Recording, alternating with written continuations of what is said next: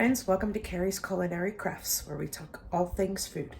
And today I have kind of like a restock and miscellaneous video.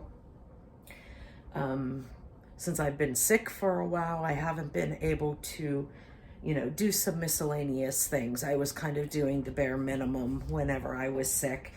And I'm starting to kind of feel better, so I'm trying to get back on track and get some stuff, some miscellaneous stuff done today. So today we're going to go ahead and I'm going to bake some bread. My younger son says at this point he prefers homemade bread instead of store-bought bread. So I told him I had no problem at all with going ahead and baking whatever he needs. Probably one loaf of bread per week is all I'll really need to do. If I end up needing to do more than that, then I will do more than that. But it's something that's a really, really easy process. So I told him it was no trouble at all, that I would just start doing one loaf of bread every Sunday. And then if I end up having to do more than that, then I'll do more than that. So today, that's what I'm going to start out with. I already have done the whole kneading process in the bread machine. I have the bread machine do all that work for me, so I don't have to do it with my hands. So all I need to do is go ahead and bake it. And what I did, instead of letting the bread machine bake it, I got one of these really nice 2-pound Pullman bread pans. I've been wanting one of these for a while, and now since my son says that he would like it as his everyday bread, sandwich bread and toast and things like that, I went ahead and purchased myself a good pan. So I went ahead and let the bread machine do the kneading and the first rise for me. So now I'm going to pull it out, and I am going to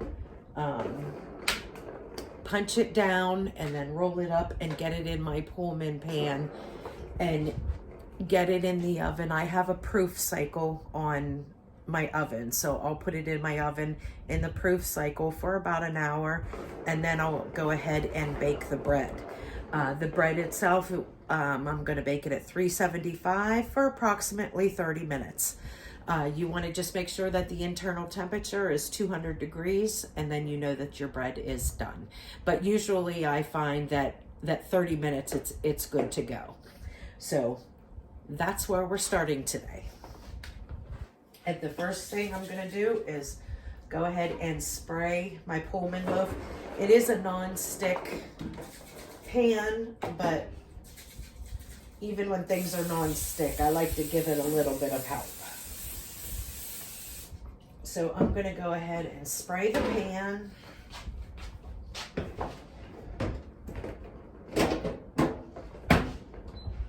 And I have my dough here that has done the first rise.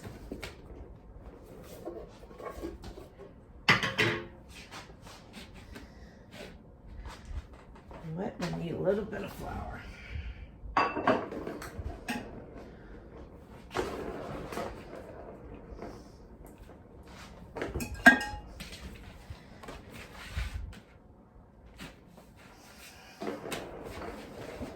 Okay, now all I'm really doing is I'm just flattening this out, this dough out into a rectangle.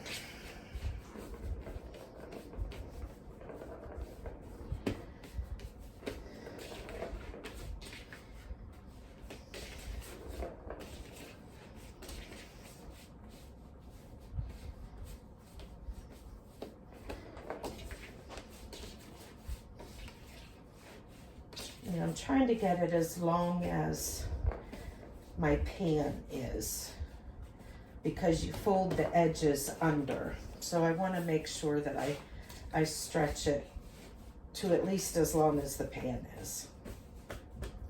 And then once I get it there, I'm just going to go ahead and roll this up. And the ends, I am just going to pinch and fold under. Just like that. And then I'm going to get it in my pan.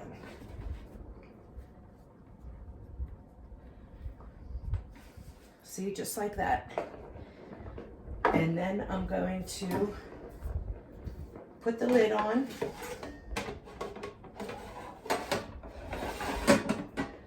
And I'm going to put this in the oven on the proof cycle for 1 hour, and then I will bake it 375 for 30 minutes.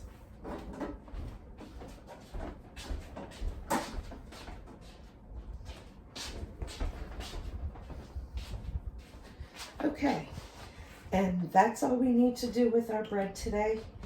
Now I'm going to go ahead and start on the stock ups.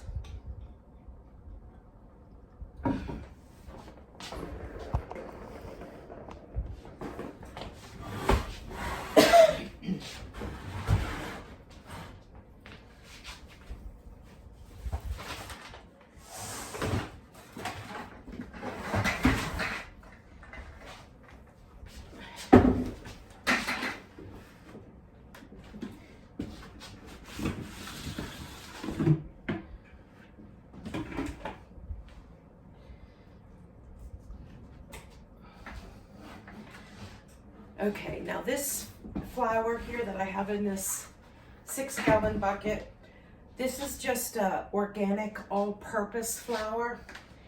I am trying to use the rest of this, but since I am making bread now on a weekly slash semi-weekly basis, I'm gonna go ahead, when this runs out, I'm gonna stock this with bread flour as opposed to just regular all-purpose flour. I will keep all-purpose flour on hand. I will keep it in this 1-gallon jar, and then I'm gonna keep my bread flour in this one. So I am going to have up here 2 different 6-gallon buckets. I'm gonna have an all-purpose flour, and then I will have my bread flour in also a 6-gallon bucket, and I will keep those up here.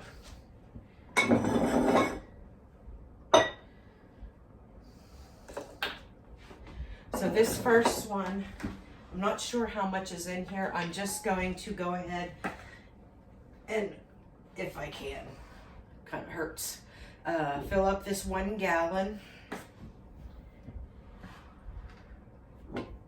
And if all of this fits in there,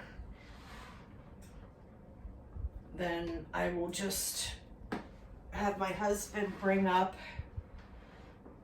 my bread flour bucket from downstairs, and then we'll start filling that one up.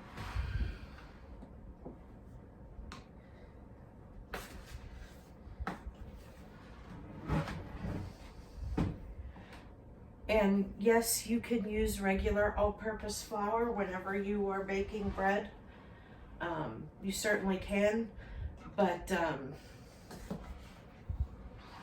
I have tons of bread flour and wheat berries and things like that in storage that I actually want to start getting rotated through at this point in time. So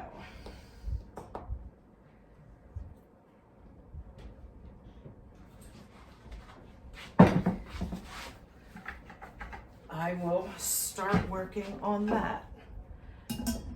Now this last little bit, I'm just going to dump in here.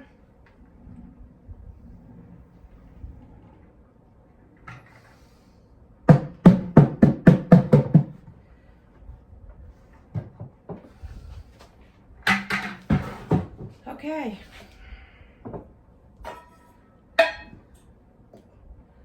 And then that's it for my all-purpose flours. And once this is empty, I will refill it with bread flour.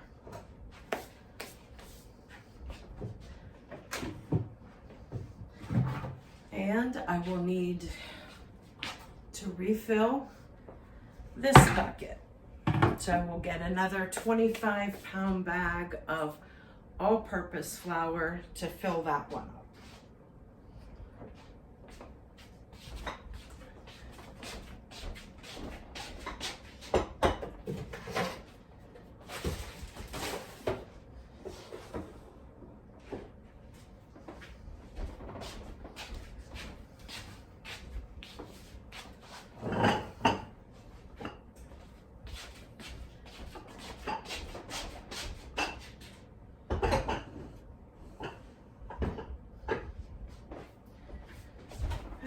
Okay, now the next thing I have here is almond flour. I just needed to fill this one up. I've been using a lot of almond flour for different recipes that I have been making for my husband and I, to enjoy, mostly because of the low carb option. I have been making like breadsticks and, you know, miscellaneous things like that with almond flour to cut out the carbs. So I'll get that filled up. I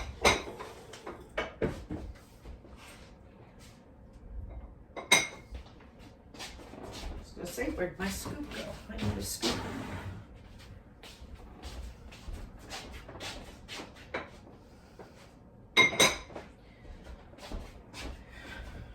Okay.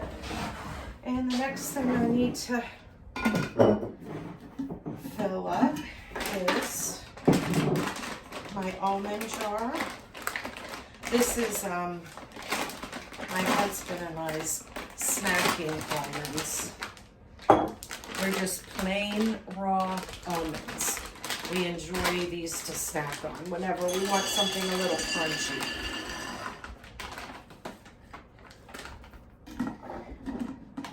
So there, that is done.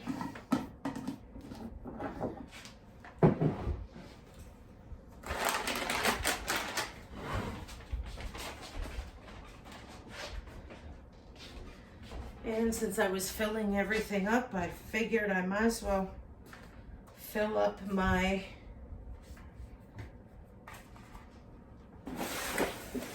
coffee pods as well.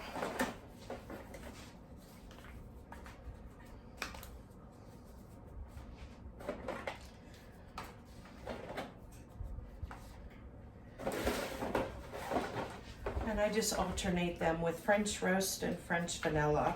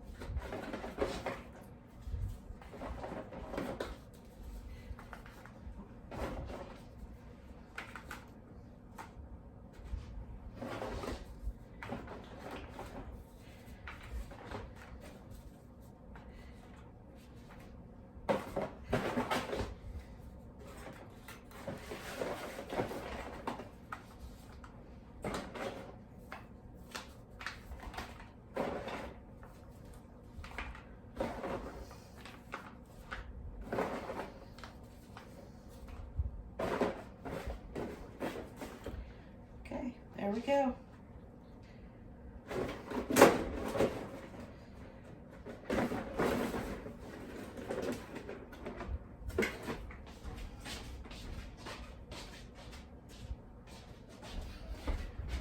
Okay.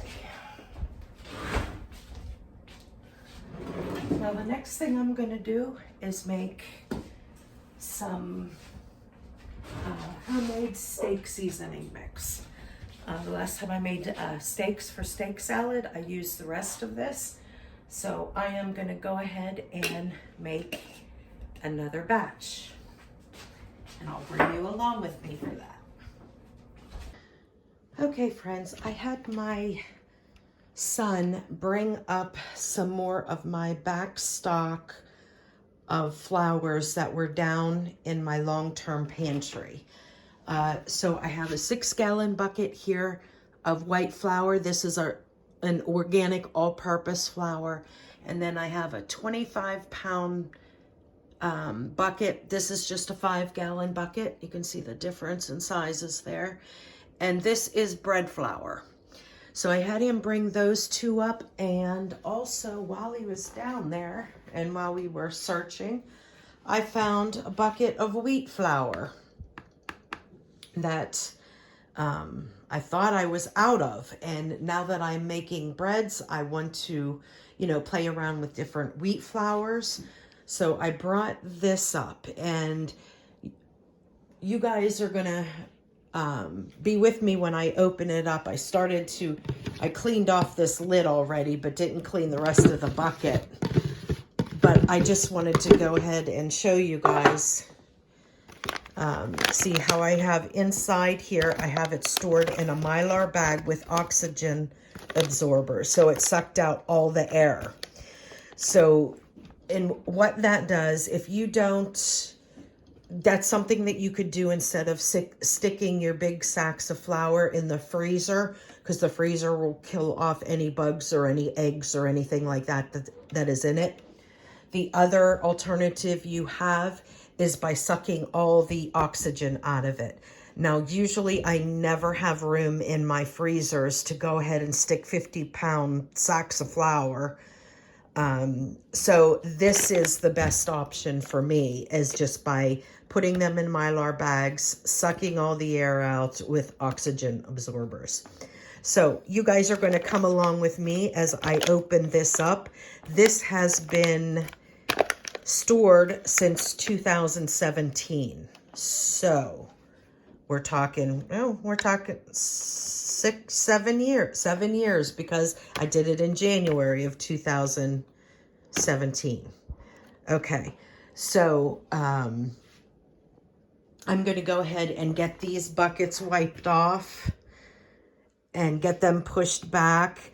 Or wait, no, I want to keep the bread flour up front, because once my big canister, my big 2-gallon canister here, once this is emptied of the all-purpose flour, I'm going to be filling that with bread flour.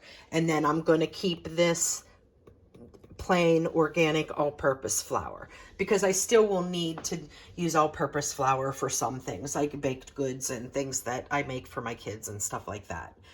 But I will have bread flour in this one.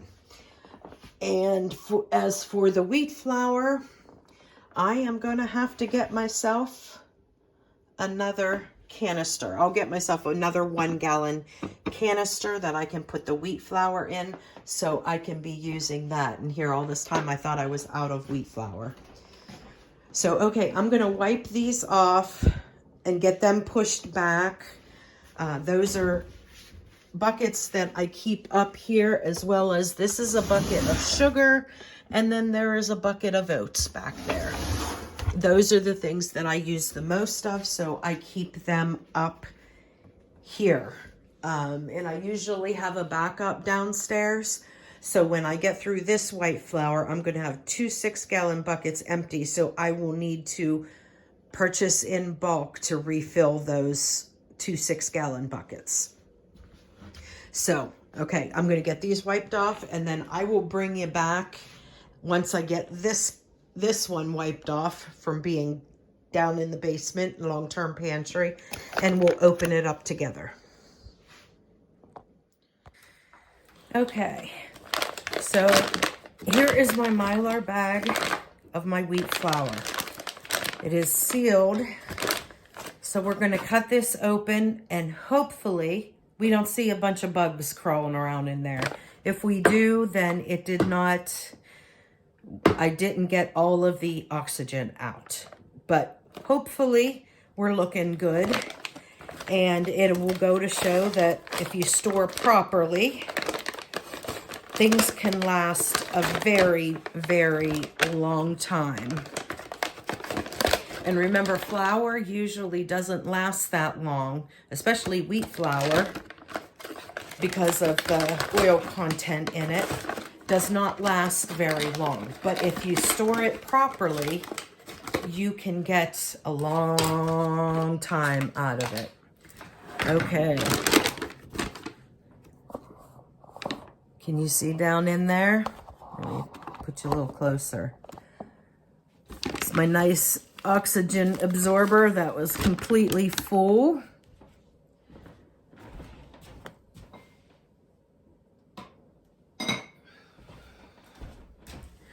And we got some nice wheat flour there. Smells fresh, just like regular flour, and there are no bugs. And that's a relief. This is the first time that I've opened up something from 2017 that I had stored in the Mylar bags inside the bucket. So I'm very excited, and that makes me hopeful of the other stuff that I have long-term stored, that it is doing just as well. So I am going to get myself a canister and get some wheat flour in it. But what I'm going to do for this flour in here, a way to keep bugs away once it is opened up, is to put some bay leaves in there. For some reason, it is just a pest deterrent and works very well. So I'm going to grab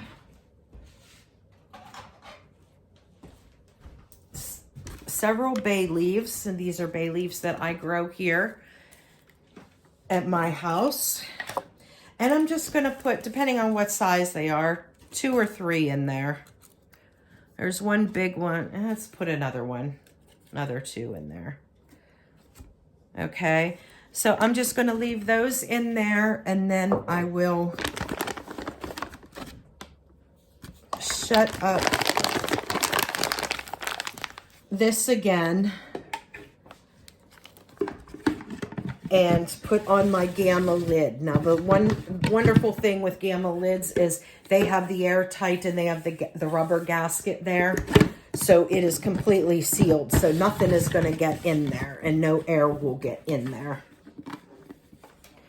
So now I have some wheat flour that I have to work with too.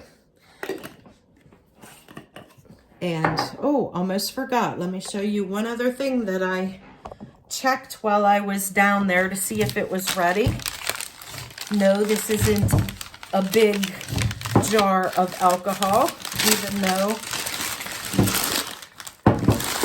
that's what the bottle says. This is a spiced rum, and I put this down there about a year ago. This has vanilla beans in it, so I was making my own vanilla. The last time I made vanilla was several years ago, and I made like 24 jars of vanilla, and I finally ran out of vanilla and actually had to buy my own. And I got it from Thrive Market the last time that I placed an order with them. So I'm on that bottle that I purchased, and that's the first bottle that I purchased because this was not ready yet. I personally like to have my vanilla beans ferment for 1 full year before I use them.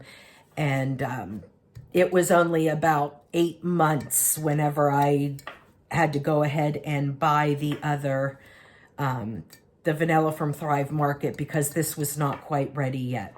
So I have this jar, which that means that I'm going to have to go, the next time we think about it, my husband and I will have to go out to the liquor store to get another jar of spiced rum. That is my favorite. You can use vodka and vodka or gin or whiskey or, you know, bourbon, whatever you'd like. My favorite vanilla is by using the spiced rum. So that is kind of just what I stick with at this point in time. But you can get vodka super, super cheap. That is what most people make vanilla out of. And you can get a bottle of vodka for like $6. And that's a cheap way to make a whole bunch of vanilla for you. So I am going to get this in my cupboard up here so it stays in a dark place. And I will have vanilla for quite a while, but I will have to start my next round of vanilla. And whenever that time comes, I will bring you guys along with me. Okay, so for This is like a copycat on the Montreal steak seasoning that I just looked up on Pinterest, and I kind of like tweaked to our tastes, which is the nice thing about making these blends by yourself is you know what goes in them. All of my herbs here are either homegrown or I buy them in bulk, and they are organic spices that come that I get through Amazon or a co-op. So we're going to go ahead and get started. The first thing that goes in is salt, and salt is the most prominent spice that is in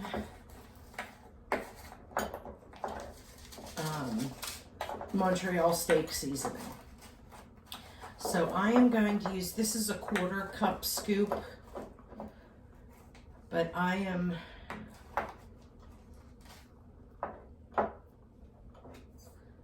going to use 1/4, about 1/2 of a cup of salt. You can use whatever salt you like. I like to use a coarse salt in this because I try to keep all the spices coarse, around the same size. And then it makes it kind of easier to see the spices. Okay, and then this is fresh ground pepper. So they are, you know, peppercorns. No, that doesn't fit. I am going to use 3/4 of what I use the salt.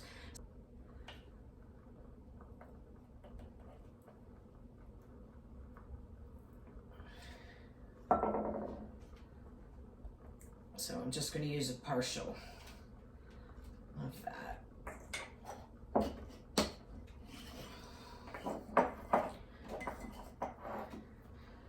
Okay, now the rest I am going to use less. The salt and pepper are the predominant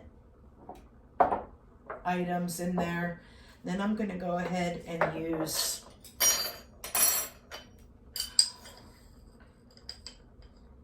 I'm missing minced onion. 1 tablespoon of, this is freeze-dried garlic here. You could use garlic powder if you don't have garlic chunks. But like I said, I like to use coarse in here so I can see all the different spices and make sure it's mixed good.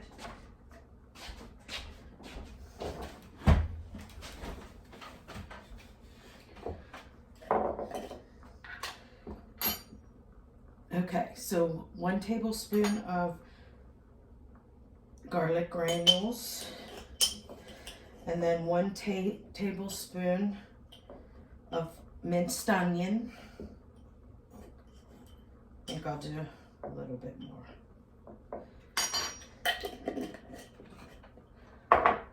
And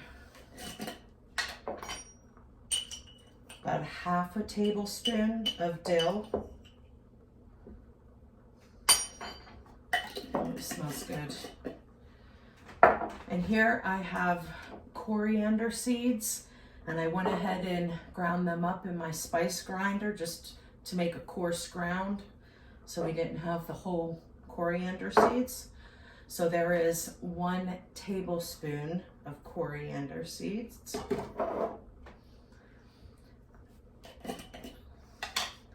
We need 2 tablespoons of paprika. You can use whatever paprika you like.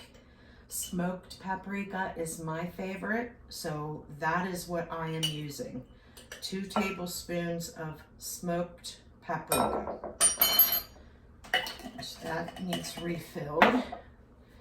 And then rosemary. These were whole needles, and I went ahead and ground them up. So this is 1 tablespoon of rosemary, and we will do 2 tablespoons of rosemary. Now I only have about 1 teaspoon of rosemary left that was from my garden this year. Rosemary is not something that I use that often. I do use them in these mixes, so I will probably be fine. Besides, still outside, I still have rosemary growing, if you can believe that. Okay, and 1 tablespoon of thyme. Now these are whole leaves, so I'm just going to go ahead and smash them up in my hands.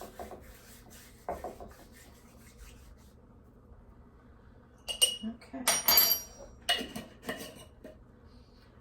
And then pepper flakes.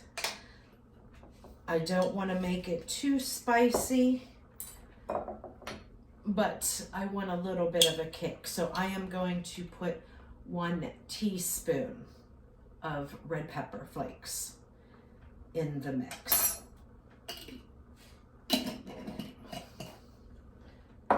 Okay, so is that it? Let me make sure I got everything.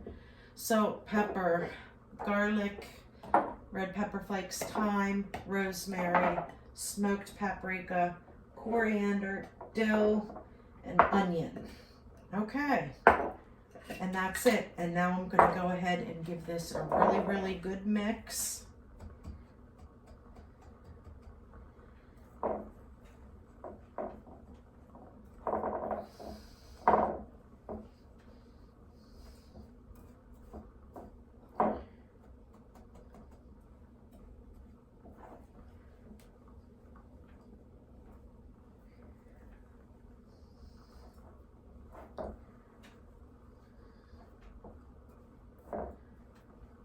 Okay, that's nicely mixed, and then I want to get a candy funnel and dump that in there.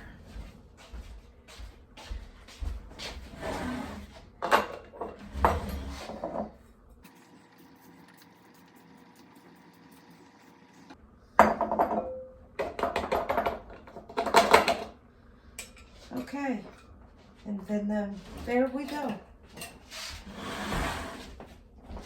It's almost a pint, not quite, a pint of Montreal steak seasoning mix.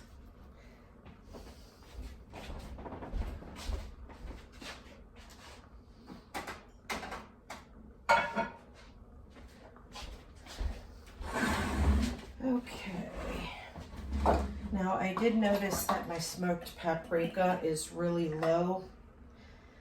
So I went ahead and grabbed out some of my refills of organic smoked paprika. Now these smoked paprikas I got came from Thrive Market.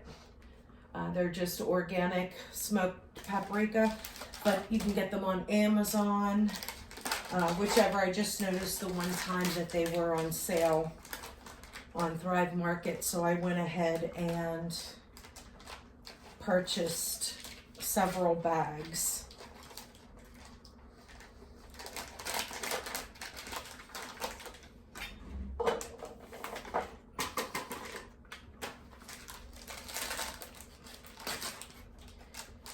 And I think three bags fills it up. At least close.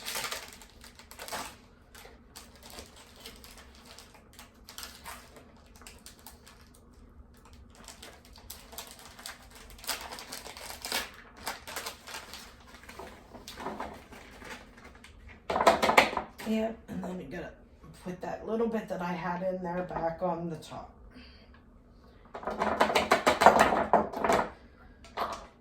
Okay. And there we go. We have a nice filled smoked paprika jar. Okay, and I noticed that my cinnamon was super low as well. I'm doing a lot of, baking over the holidays, needing cinnamon. So I'm gonna go ahead and fill up my cinnamon jar.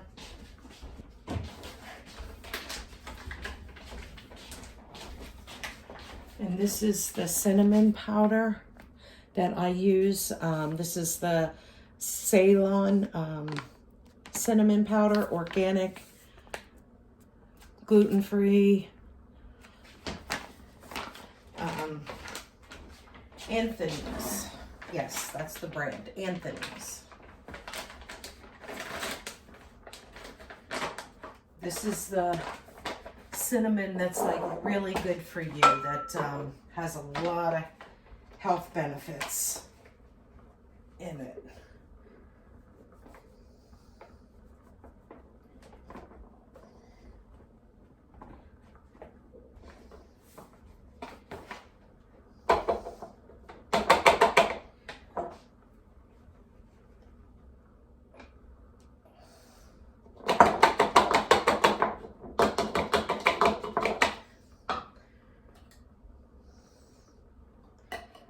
Okay, and there we go. Now I have my cinnamon nice and full as well.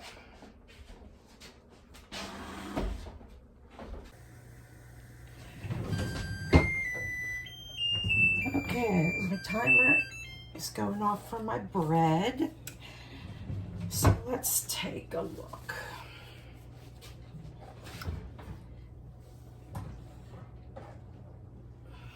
Let's see if we're done here. Ooh, look at that. That'll be a nice sandwich loaf for my son. Now the first thing that I want to do is go ahead and put some butter on the top, because that will make sure that this stays soft. If you don't put the butter on, then it's going to be a hard crunchy top. And then since it's sandwich bread, I want to make sure that the top stays nice and soft.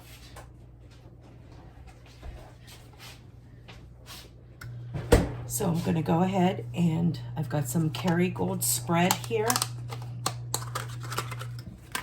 And I'm just going to spread this on the top.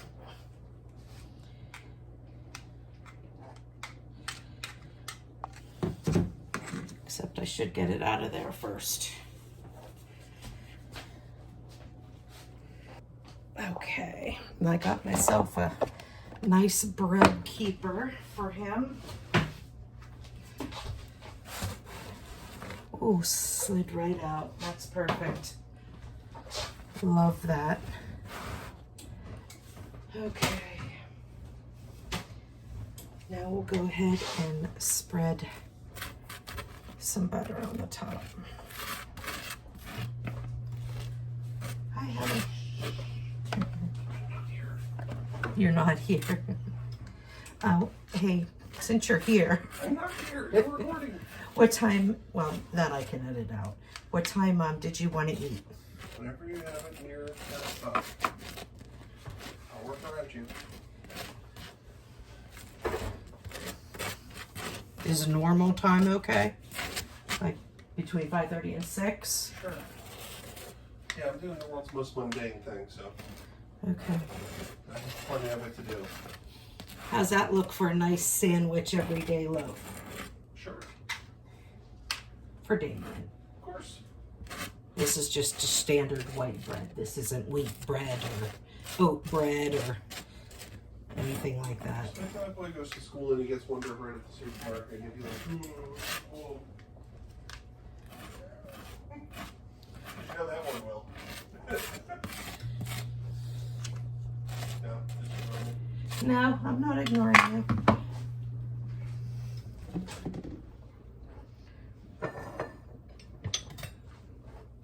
Okay. Now I'm going to go ahead and let this sit and cool. And then when it's done, I'm going to go ahead and put it in this container that I have, which will keep it fresh all week long. And the next thing that I am going to do, I'll bring you over here to the Instant Pot. And I'm just going to go ahead and make some yogurt. I have some ultra filtered ultra pasteurized milk here. It's the Fairlife milk. It's the milk that I love to use to make yogurt. It makes a really nice, thick and creamy yogurt. So I'm going to dump all of that in there.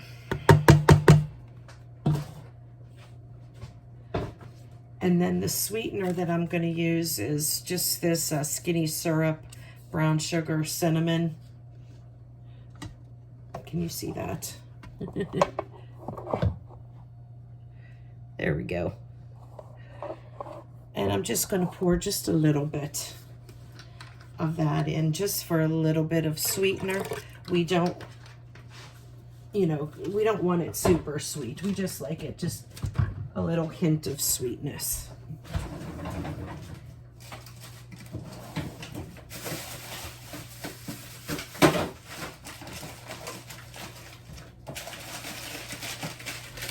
And I got my good quality yogurt starters here.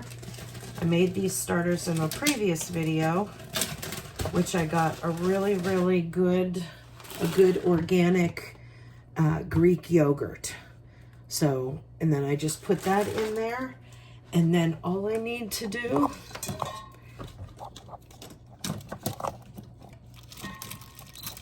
is get the Instant Pot on, hit the yogurt button, and voila, let it go.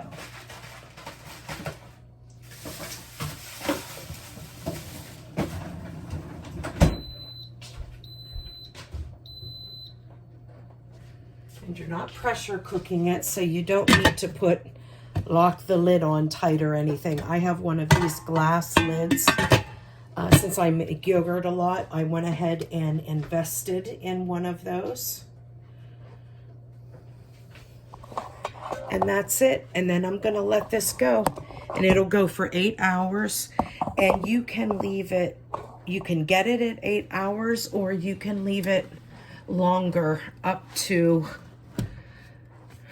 I don't like it much further than 12 hours, but if you like a really sour yogurt, you certainly can let it go 18 hours, but usually 12 hours is my max.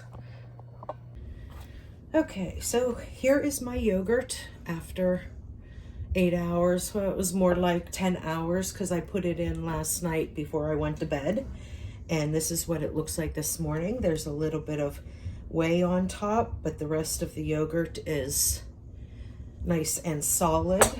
Now that whey is very good for you, very nutritious. There's a lot of good properties in the whey. So if you can, definitely keep some and put some in your yogurt. If you don't want to do that, you can save it till you have enough whey. You can use it as a substitute for water in things. If you have animals, whey is definitely a good source for them as well, and they will really enjoy it.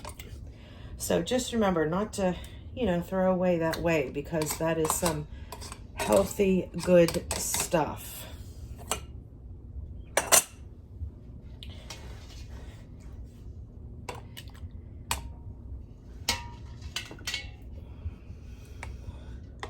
Ooh, that's a little bit much.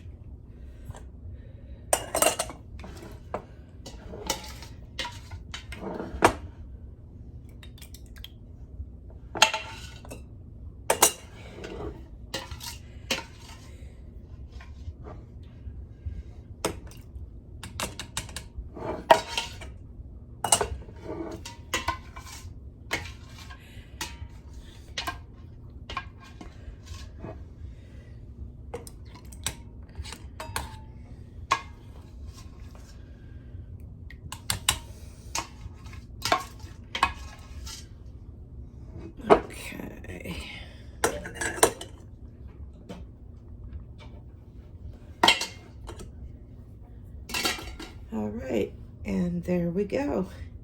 Then I'm just going to put some lids on these.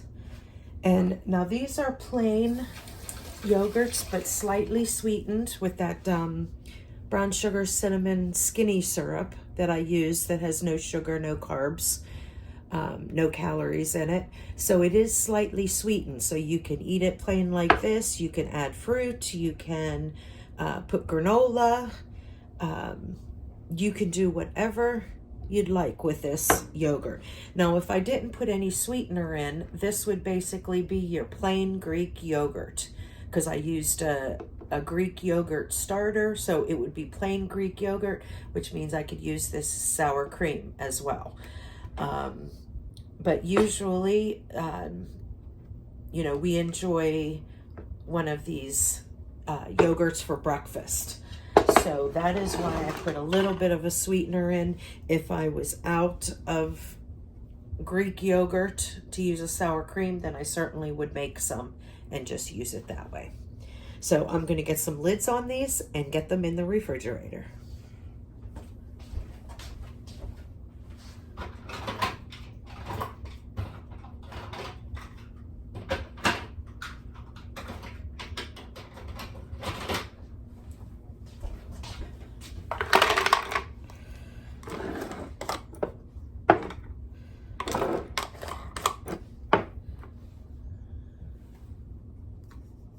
That lid looks dirty.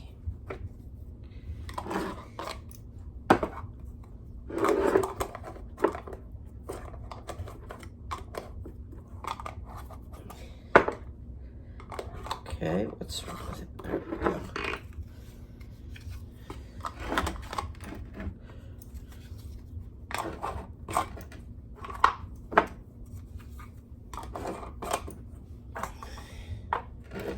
Okay, there we go.